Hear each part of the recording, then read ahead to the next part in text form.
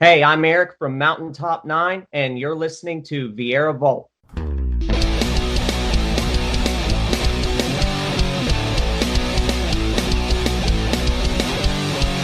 a chair, let's swim. This is down. It's my podcast. This guy's insane. Rock your brain. It's just a sound. It's the Vieira Vault.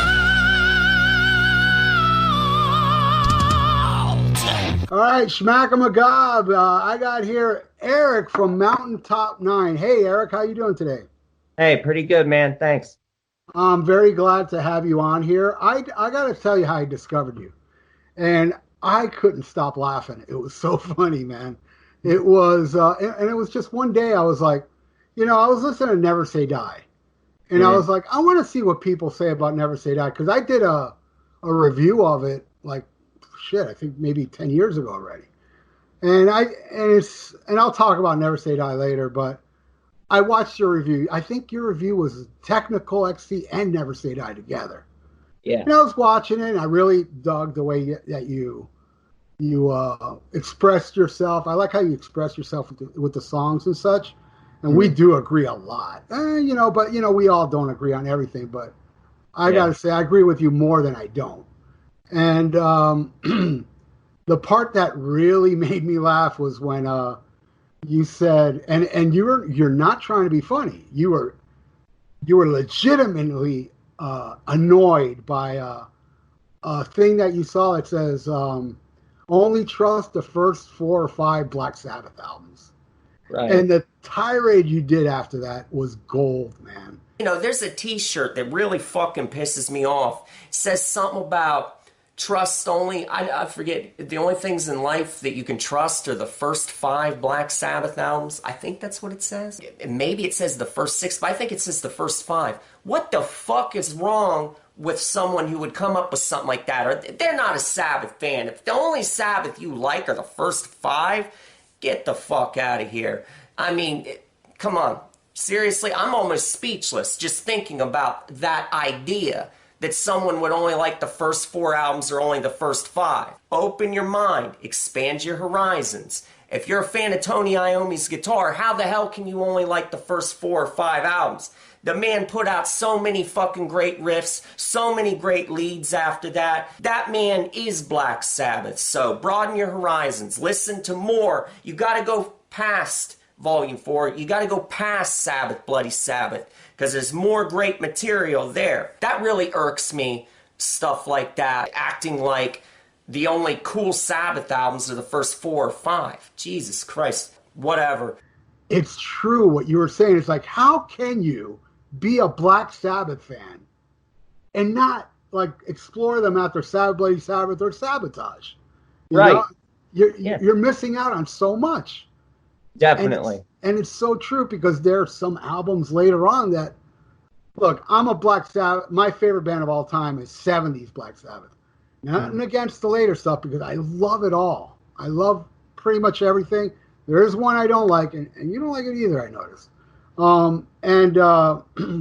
But it is true what you say. It's like, I mean, do you agree with me when I just say people are just lazy who would think that? They just don't want to explore, right? Right. That's exactly what I think. They don't want to go past. It's like they'll listen all the way up through Sabbath, Bloody Sabbath, and then everything after that they don't care about. And that is lazy. There's so much. Black Sabbath came out with so many great albums. So it's really, you're not being very adventurous if you don't try to get into that other stuff. And it's very easy to get into. You put on an album like Technical Ecstasy, it's a really good rocking album from start to finish, pretty much. And it Never Say Die's got great stuff on it. The biggest problem, I think, with Never Say Die, if I was going to criticize it, is maybe the production sound of it. It could have a better sound quality. But the songs themselves, great material on that album. Amazing. I mean, it's not my favorite Black Sabbath album, but oddly enough, it's the one I listen to the most. I don't know why. I can't explain that. But there's just something about it. There's something about Ozzy's voice on that album, too, where it sounds like almost like how he sounded when he went solo on Blizzard of Oz and Diary of a Madman. He has that quality voice on that album, so I think that's kind of cool, because that's not how Ozzy sounded on, like, Master of Reality, and Paranoid. He sounded early albums. Yeah, it's like the beginning, there was a certain Ozzy sound. Then in the middle section, it got very, very powerful. Like with Yeah. Sabbath, Bloody Sabbath, and Sabotage is probably him at his peak. Like, but you Yes. hear hints of it in the next two albums as well. But Mhm. all right, so why don't we get started? Let's talk about the very first Black Sabbath album. Okay. Were you very, very young when you heard this one, or was that later on? When I heard the first, I was about 11. I had to discover that album on my own because my dad didn't have that. And the first time I actually heard anything from it was on We Sold Our Souls for Rock and Roll. I got that compilation on a cassette tape. And Mm-hmm. that was the first time I heard the title track, Black Sabbath. And, when I heard that song, back then when I was 11, it was a very scary sounding song. I'd never really heard anything like that. Because Sabbath really didn't do too many more songs like that where they were trying to have like a scary, like horror aesthetic to the music. They had that song, and then they had like Electric Funerals, kind of scary sounding. So that made a big impression on me hearing the title song for the first time, for sure. And then when I finally got the album and heard it from start to finish, it's a very, very strong album. If I Yeah. was a couple favorites from it, I'd probably go with NIB and Wicked World. I really love those two. Those still stand up. And Behind the Wall of Sleep. So those would be my favorites from that album. Yeah, this one, and like I told you before, we're going to do this. It's going to be very nerve-wracking and hard to pick a least favorite. But I Yeah. mean, just to let everybody know, just because it's the least favorite, it's still a song we would love. And Right. if you would pick, all right, I like a better way of saying it. I like these songs more than if I was to put them all in order. And I love all the songs. Which one would you put at the bottom? On the first album, for me, it's pretty easy. I don't hate this song, but I don't love it either. I just kind of like it. Would be The Wizard. I just don't like that harmonica. So I can't like love that song. If it didn't have the harmonica to it, I would probably like it a lot better because the verse sections with that riff that Ozzy's singing over, I mean, it's another scary sounding riff. It's kind of a dark song there, but I just don't like the harmonica. So I'd put it at my least favorite on the first album. All right, so this one wasn't painful for you. It's okay. Most of the albums it would be is the funny thing. This one Right. isn't one, but most of the albums it's very hard to pick a least favorite. This one is pretty hard for me, but I have to agree with you. Though I Oh, love it, I love it. I love it. I don't really mind the harmonica, but I like every song more than that one. And oddly enough, my favorite, and it has not always been my favorite, was in recent years. The Warning has become my favorite song off the album. It was one of the, and like you, I own We Sold Our Souls for Rock and Roll before the first album. So right. I was aware of The Warning, and what else was on that? The Wizard, I think, was on We Sold Our Souls. Maybe yeah. not. Oh, it was.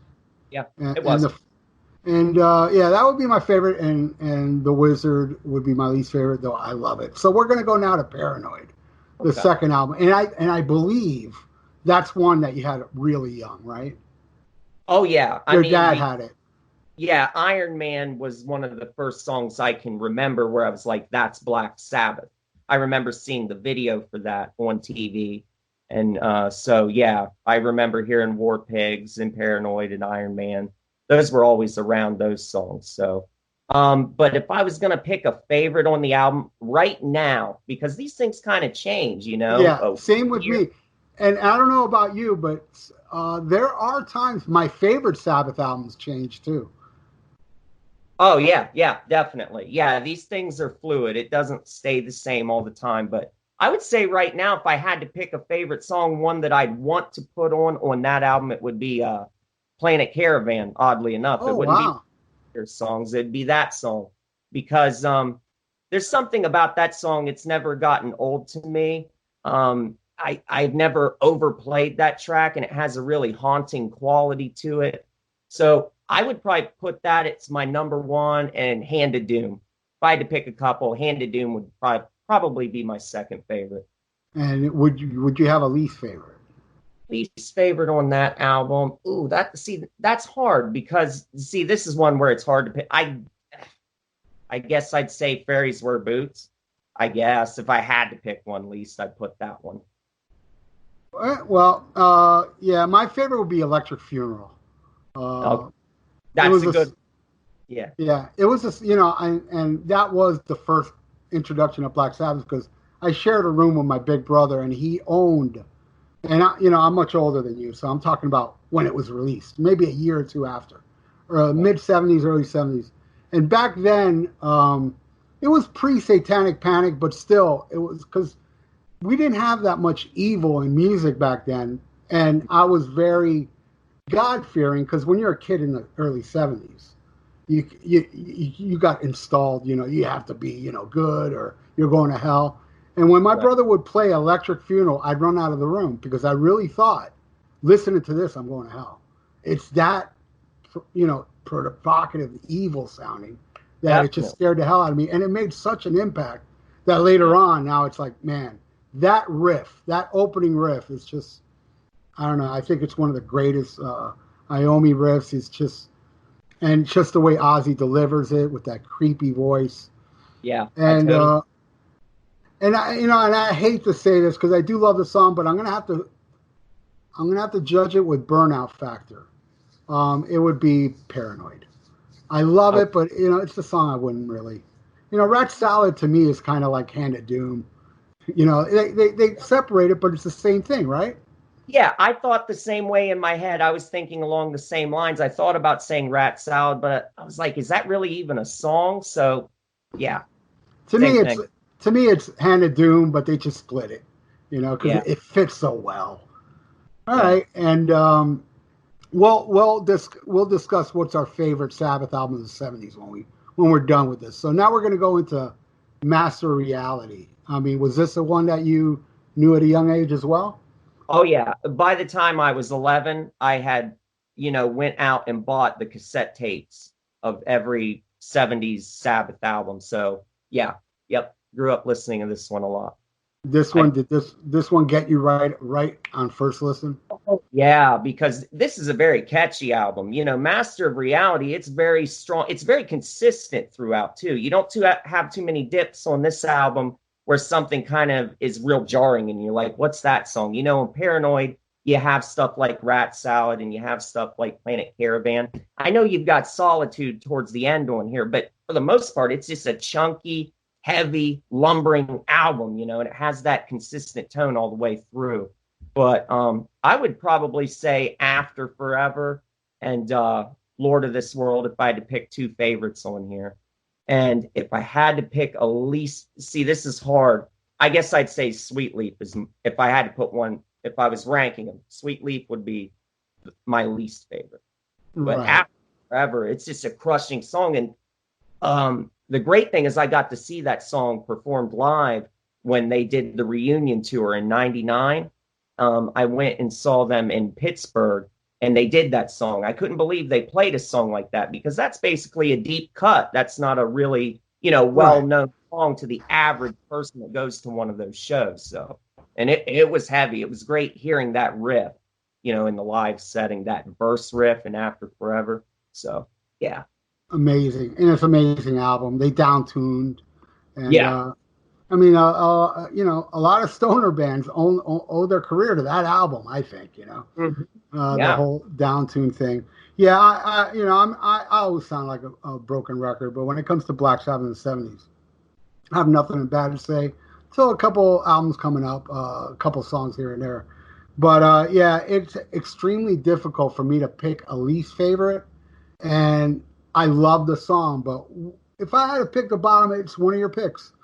I would put Lord of the World on the bottom, and I love Lord of This World.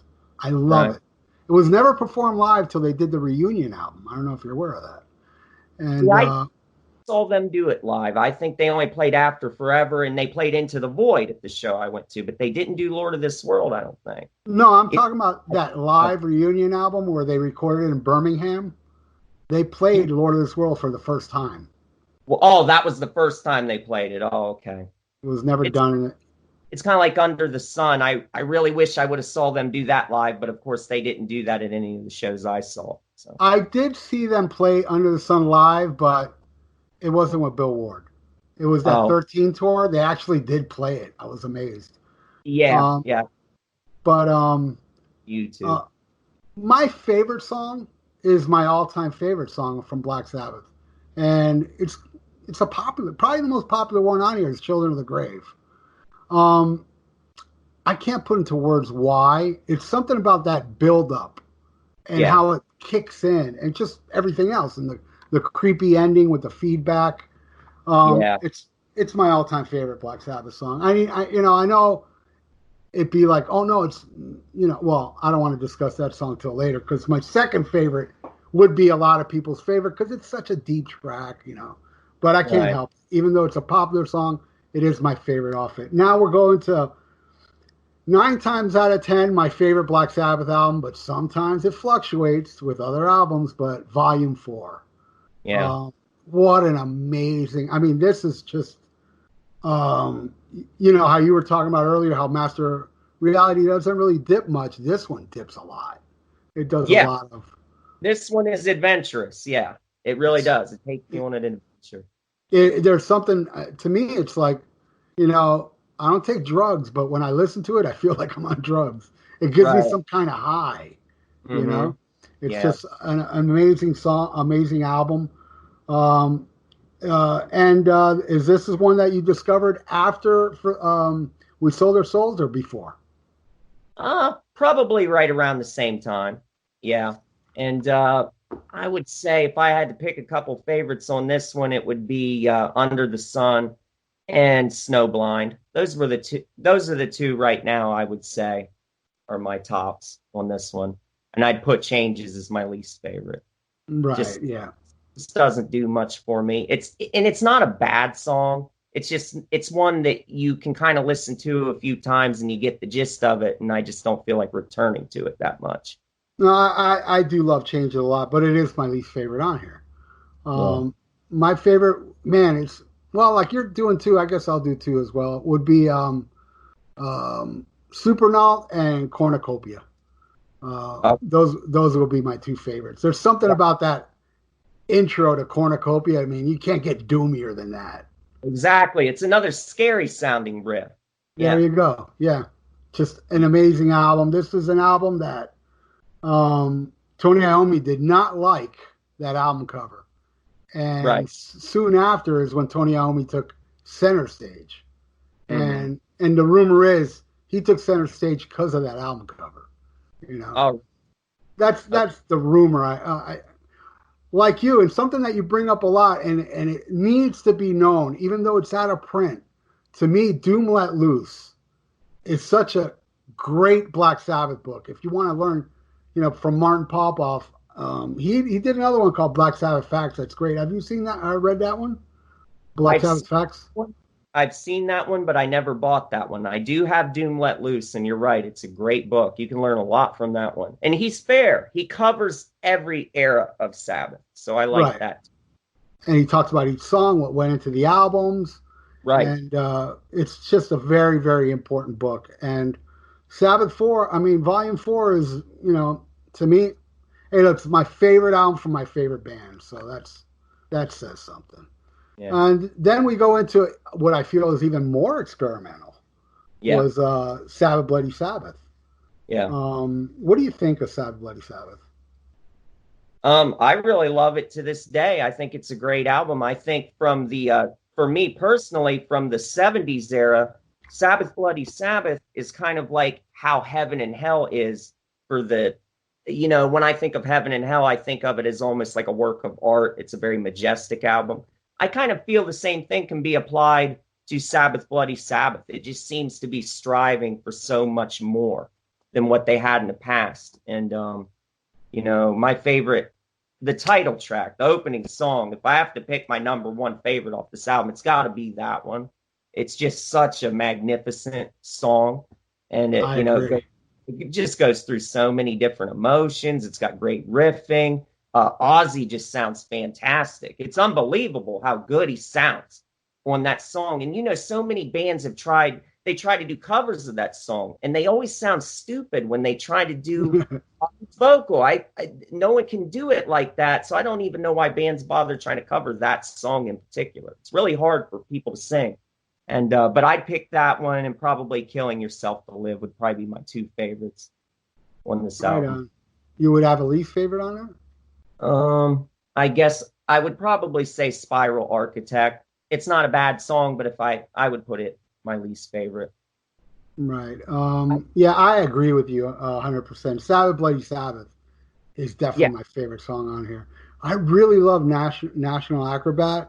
And what's funny about that song, it was Geezer who wrote the riff to that one, which is pretty unique, thinking, because it's such a killer riff that you would figure it's Iommi, but it's actually Geezer, If I had to pick a least favorite, that's a tough one. It would be probably Who Are You, and I love it because it's so weird and strange. But I do love that song. But I put every song above that one. But like you were saying that people that didn't explore Sabbath after this album, you're so missing out. And especially with the next one, if we're talking 70s Sabbath, how can you not like Sabotage if you like Sabbath Bloody Sabbath? It makes zero sense to me. Right. Because to me, it's even though they're very different, but in a way, it's kind of like a sister album too, because of Ozzy's voice. Yes. Because I think Ozzy was at his peak, at the most powerful, hitting those crazy high notes. And that's an album that if it ain't Volume 4, it's usually Sabotage, my favorite one. But God, I love this album. What do you think of Sabotage? I think it's a masterpiece. From the first time I heard it, it just took me aback. I couldn't believe how strong it was. Hole in the Sky comes out, and it's just such a rocking song. That song stands alone. They don't have too many songs that have the kind of feel that song has, because it's heavy, but it's kind of upbeat too. I would classify that. I wouldn't even say that's really a metal song. It feels more like a hard rock song to me. And because when you get to something like Symptom of the Universe, that's real doomy. That's quintessential Sabbath. But Hole in the Sky just has a whole different feel to it, and it gets the album started off on such a great note. Sounds like it was recorded live, doesn't it? Like they all recorded live. Sounds very organic. Especially when you get to a song later on, like The Thrill of It All. That totally has a feel like they're right there in the studio, the four of them recording it together, and in like one or two takes. It just has a live feel to it. And I think that's the difference between Sabotage and Sabbath Bloody Sabbath, the biggest difference, because otherwise they're both really majestic, kind of upper tier Sabbath albums. You make a really good point, because what Sabbath Bloody Sabbath doesn't have, what Sabotage has more of a loose live feel on some of those songs, where Sabbath Bloody Sabbath sounds very, precise, well thought out, and you can tell it ain't one takes. You know what I'm saying? Right. Yeah. A lot more. It sounds like a lot of layering and a lot of overdubs. A lot of stuff went into it. But I would say if I had to pick one favorite, though, off Sabotage, it'd be Megalomania. That'd be my least favorite would be Am I Going Insane? That would be my. And let me ask you. I mean, this was my problem with Sabotage when I was a kid. Owning We Sold Our Souls for Rock and Roll, hearing that song, Am I Going Insane, really didn't make me want to buy that album, because I thought that album was going to be like that. Right. Yeah. So it took Sabotage. It was the last Black Sabbath album I bought from the 70s. I think I bought that around Mob Rules, like that much later, when Mob Rules came out. But I gotta say, man, like I was saying earlier, people would pick like a Deep track as the best Black Sabbath song, and I go with Children of the Grave. But man, my second favorite Black Sabbath song is definitely Megalomania. There is just something so amazing about that song. The eerie intro, the killer riffs later. Ozzy Yeah. screaming "suck me," you know, and shit like that. I Yep. think "Thrill of It All" is the dark horse on the album.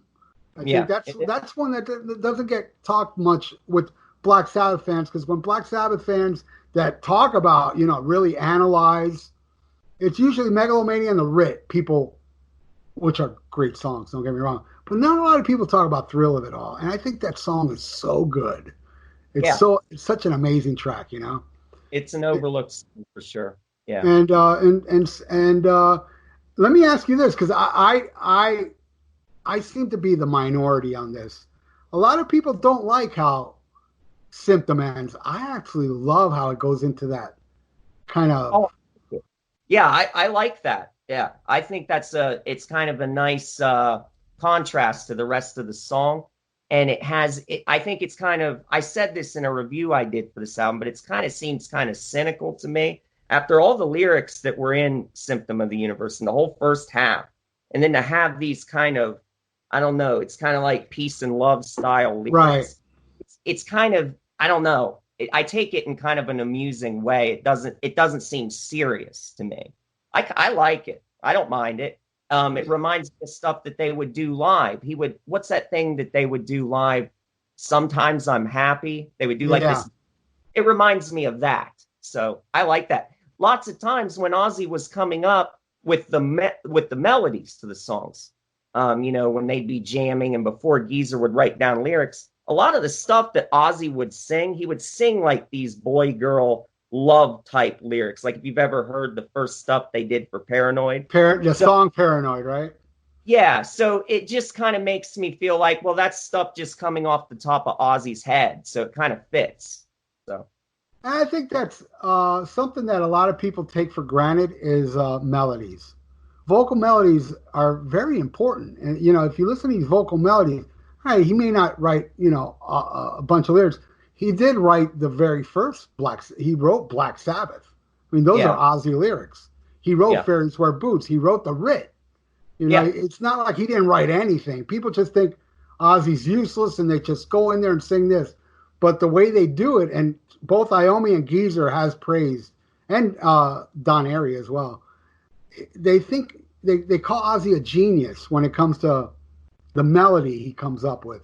And then Geezer writes the lyrics to it. But and it's true, because a lot of the vocal melodies are awesome, and they're some people are like, oh yeah, how hard is it to write vocal melodies for Iron Man because he's singing the riff? But that's very rare. He sings a riff. It just happened here and there. Yeah. He came up with a lot of good melodies. I mean, for every song like Iron Man or Electric Funeral, where he was just kind of following the melody.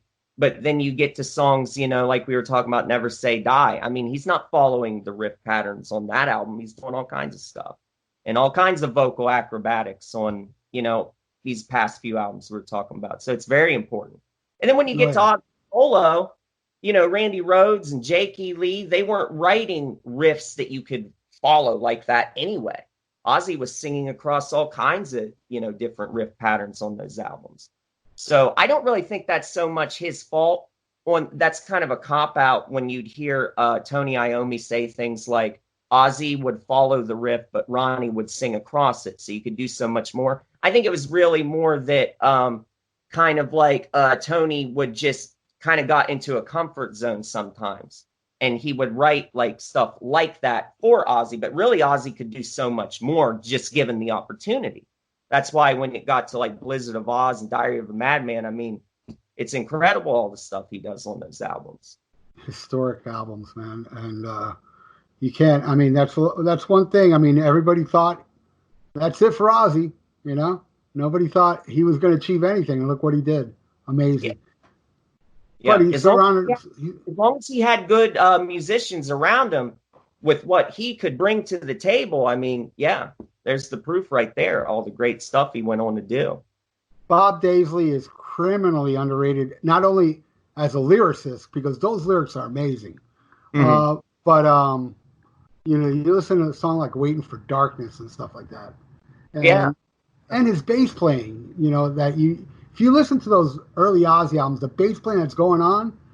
Like a song like Believer and, SATO, all that stuff. amazing stuff. But yeah, Ozzy surrounded himself. He doesn't get all the credit. He shouldn't get all the credit like he did on Bark at the Moon. I mean, I feel that's unfair. But Right.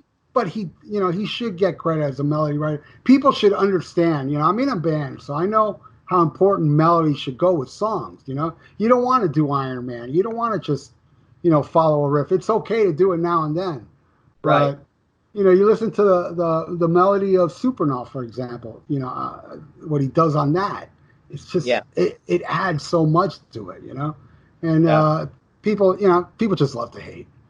Yeah. But yeah, Megalomania. Did I say my least favorite? It would probably be going in the same way. I mean, we're not counting instrumentals.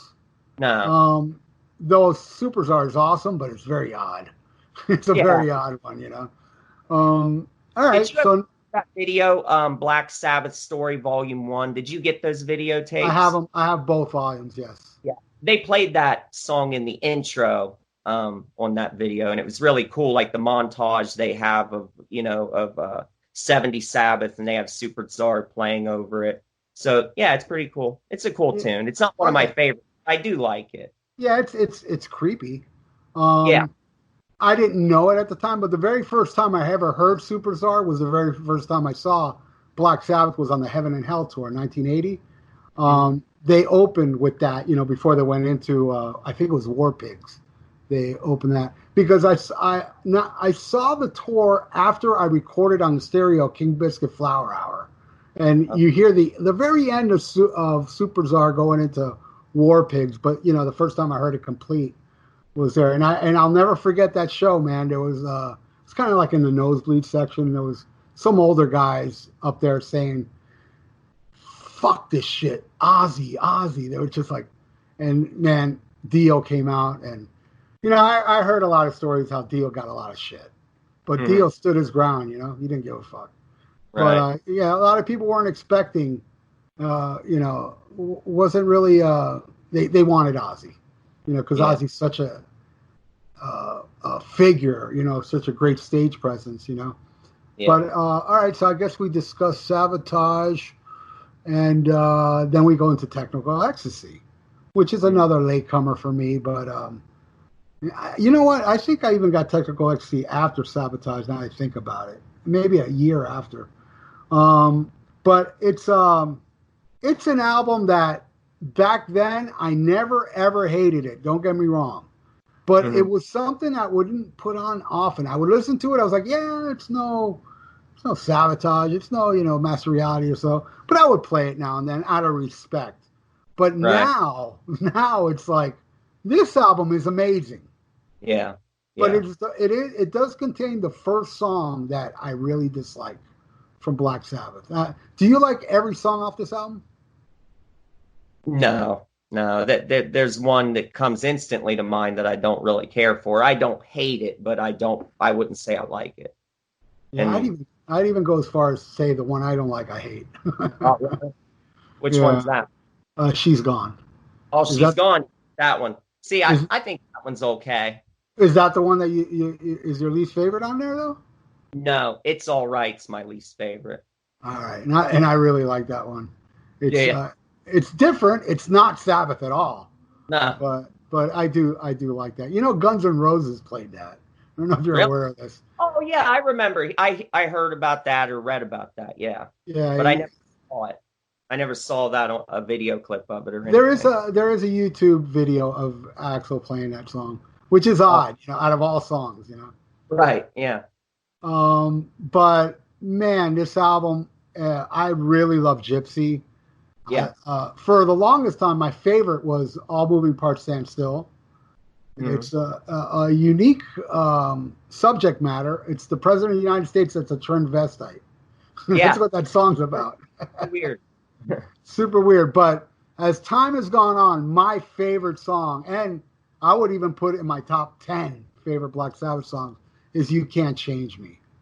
That's my favorite song off that album. I absolutely love that song. And it would be my least favorite Black Sabbath album from the 70s, but I still love it. I still love it a lot. But what do you think of Technical Ecstasy? I really, really love it. It's just this album, I've never gotten tired of listening to it. And I've been listening to this one since I was 11, and it never gets old. And I would say my two favorites would probably be Gypsy and You Won't Change Me.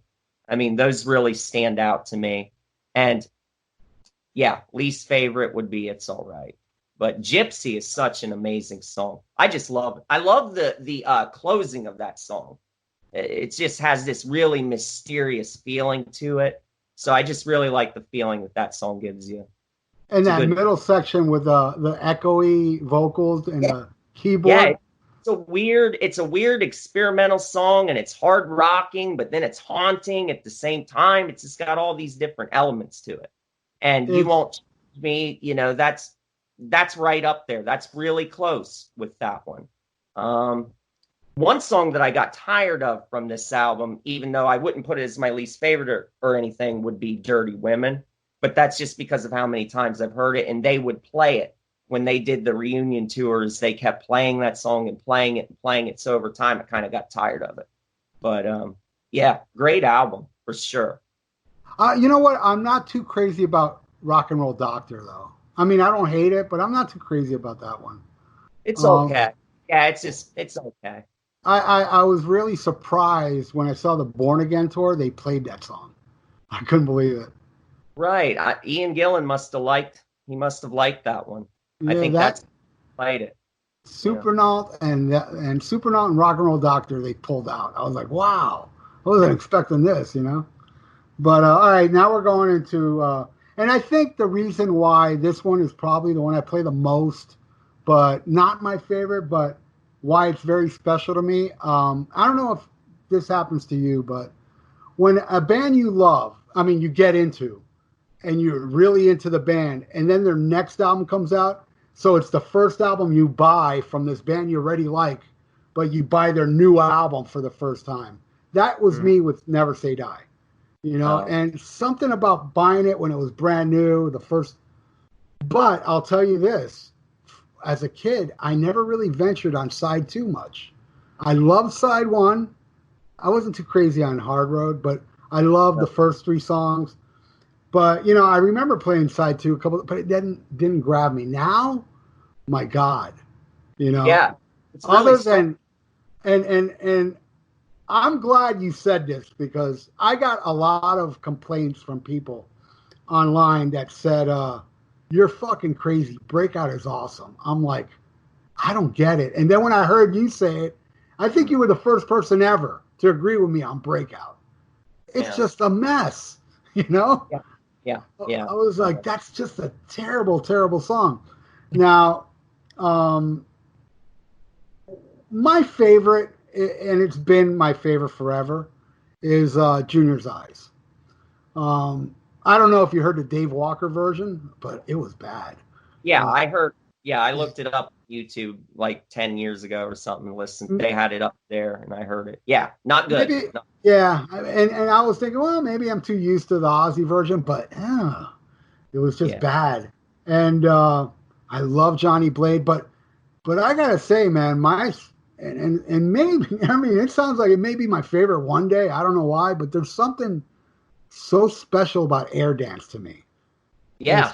That song is, like we were talking about Gypsy. It's kind of like the Gypsy of this album, but it goes into this little jazzy thing in the middle, and the piano, Don Airey. It's an amazing song. I think it's a masterpiece. Yeah, I would agree with you. I would agree with you. It's a grower, though. It is a grower. For me, it was. I didn't really get side 2 much, but man, listening to Now I Am Shockwaves, Over to You, Swinging the Chain, amazing song. And but I think this album is fucking awesome. I think it gets a lot of shit, but I don't think a lot of people give it enough of a chance, and including me. I was guilty of it myself. I didn't hate it, but I never really let it sink in as much as I should have. And to this day, it's the one I play the most. What do you think of Never Say Die? Well, I do got to say, part of the problem with Never Say Die being disliked by people or overlooked, it didn't help that Ozzy would say in interviews that it's just a piece of shit and that he hates the album and that it's garbage. He wishes it was never recorded.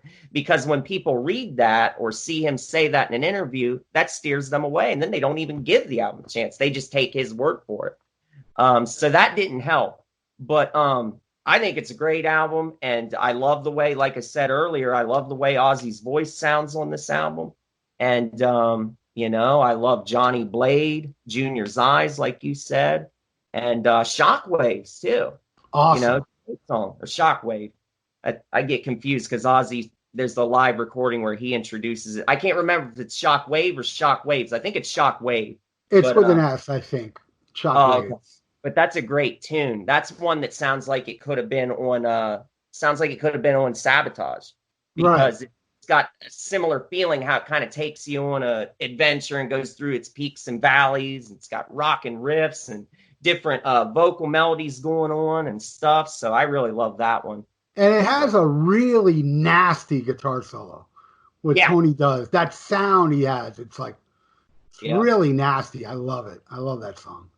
Yeah. Yeah. So I'd probably say Hard Road. That's probably my least favorite on this one. But it's a really good album. Really, really good. Yeah, not counting instrumental, because Breakout would be definitely the worst. Oh, yeah. I don't think about that one. I've just totally discarded that. I never even think about that one. Yeah, if I had to think, I'm with you. And I don't really hate Hard Road, but at the same time, kind of like, it's the only Black Sabbath song that features Tony Iommi singing, because the backing vocals, And another I think Over to You is kind of an overlooked song too. There's the vocal melody that Ozzy does on that is very infectious. It's very catchy the more you listen to that song. I've always kind of liked that one. Yeah, I would agree with you. I'd say Shockwaves and Over to You are kind of like the dark horses. Not talked enough about, even though Shockwaves was played. What was that? Shockwaves in Texas or something like that. It was that bootleg that you were talking about, which is a soundboard, which is really good, actually, by the way. But I have to agree with you. I would say, Junior's Eyes would be my favorite, and but man, like we were naming two songs. Junior's Eyes, Air Dance are my favorite, and something we haven't talked about either was the amazing title track. I mean, I love that. It's so straightforward, It really is, and it kind of stands alone, just like Hole in the Sky, how that opens up Sabotage. When you hear Never Say Die, the way it starts the album, it's so unique. It's just this upbeat, hard rock song. It just has a different feel to it than what you'd expect. If someone's just been listening to Master Reality over and over again, hearing a song like Never Say Die, it might be a little jarring at first, but it's a good tune. I love it. And, Ozzy, recorded it again on Speak of the Devil. Right. So he must have liked that song, or else he wouldn't have played that when they did that album with his solo band. So, and also, you think what you were saying earlier, I know that After Hours interview where Ozzy says, the worst piece of crap I ever did, and this and that. I mean, it's no different than people that hear that than people that don't explore Sabbath after Sabbath Bloody Sabbath. It's like, but it's maybe even a little worse because you're not thinking for yourself. You're thinking what Ozzy's saying. I mean, think for yourself. All right, that's the end of part one. Next week we'll be back with the rest of the discography with MountainTop9, Eric Anderson. Really cool dude, and I love how he just expresses himself when it comes to the music, which he gets really more into on the next episode, being that him and I are very huge Tony Martin fans, so you'll hear us gloat about that, and the Dio stuff, and everything, really, except for a couple albums we're not too crazy about. Tune in next week to find out what that is. So, you know what time it is, right? Follow me, let's go into the vault.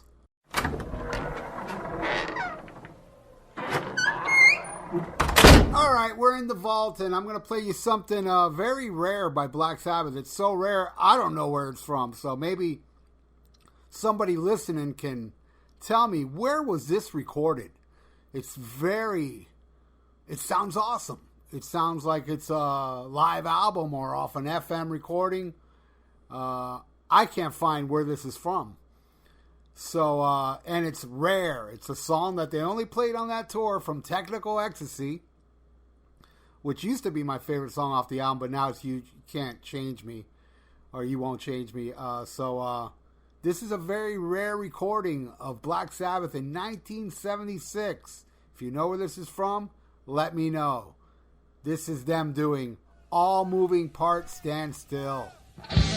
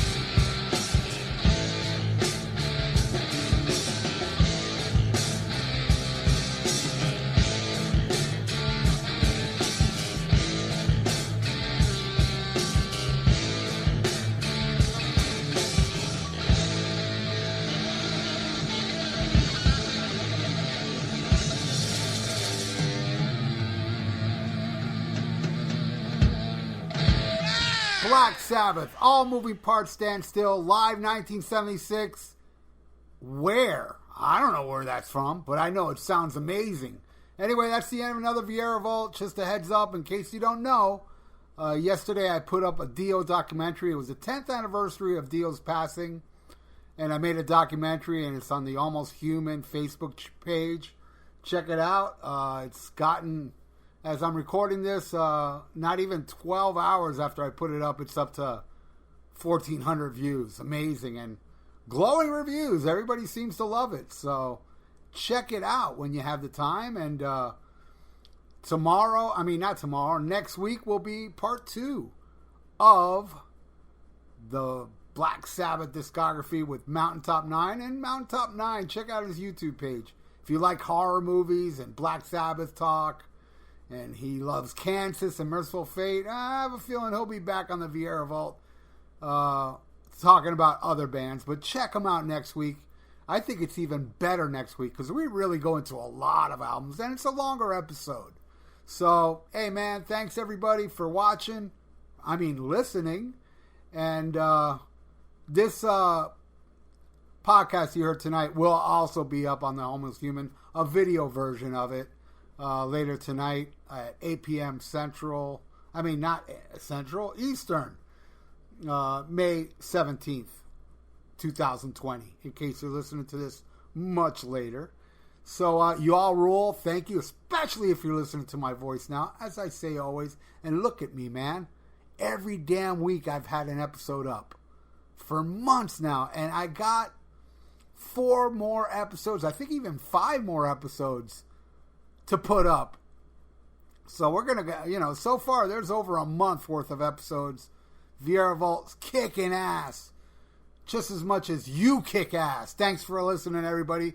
Smack 'em a gab.